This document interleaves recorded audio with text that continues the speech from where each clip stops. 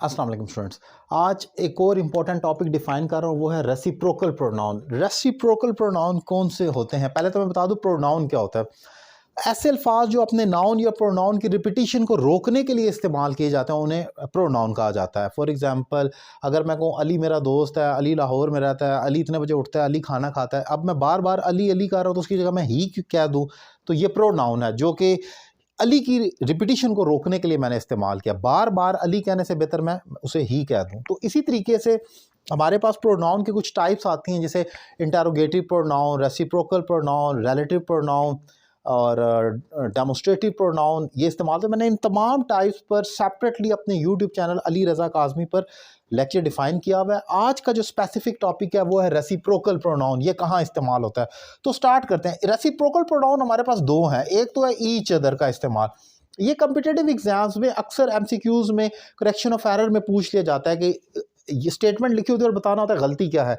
अब जैसे याद रखें कि ईच अदर एक रेसिप्रोकल प्रोनाउन है, ये दो लोगों के दरमियान इस्तेमाल होगा। फॉर टू, ये दो लोगों के दरमियान, जैसे Ali and Hasan respect each other, Ali और हसन एक दूसरे की इज्जत करते हैं। कौन? अली और हसन। दो लोगों के माबैन जब कोई मामला है तो वहां पर ईच अदर का वर्ड आएगा, जैसे मैंने अली और हसन के लिए ईच अदर लगा दिया।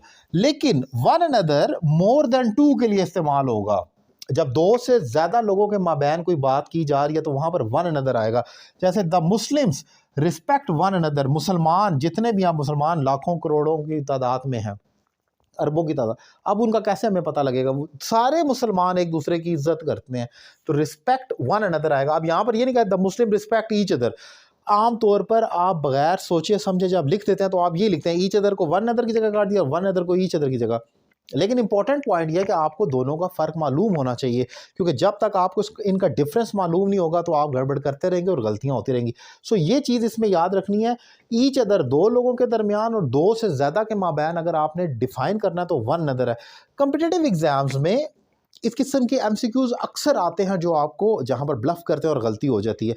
मैंने इसको याद करने के लिए एक देसी सी ना ट्रिक बनाई थी अपने बचपन में। वो इस तरीके से कि देखें, ये जो वन अनदर है इसको देख लें ज़रा। वन अनदर जिसमें वन का लफ्ज़ आ रहा है ये मोर देन टू के लिए इस्तेमाल होगा। उलट कर लें, वन हमेशा या इस्तेमाल होगा मोर देन टू के लिए जिसमें डिजिट्स हैं, यानी कि एक एक जिसमें आ रहा है ये मोर देन टू के लिए, और जो ईच अदर है ऑब्वियसली वो उलट कर ले, वो दो के दरमियान इस्तेमाल होगा। तो मैंने ये याद रखा था जिसमें वन आ रहा है ना वो फिर वन के लिए नहीं है, वो ज़्यादा लोगों के लिए इस्तेमाल होगा, और जो दूसरा बच जाता है वो वैसे क्लियर हो जाता है फिर। तो ये एक इंपॉर्टेंट ट्रिक थी मेरे समझने के लिए। आपको समझ आती है तो ठीक है, अदरवाइज वो लेक्चर को तो आप जेर में रखें, उस तरीके से करें, ज़्यादा आपको हेल्प कर सकता है।